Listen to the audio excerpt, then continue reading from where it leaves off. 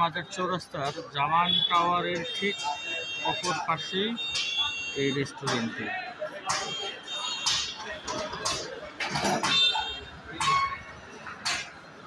Lazeez handi and কয়লা ঘর।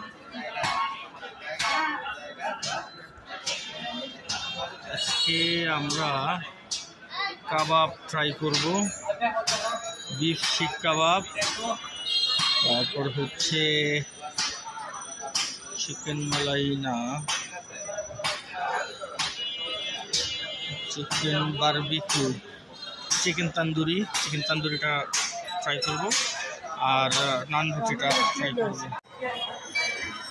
হচ্ছে তান্দুরি চিকেন,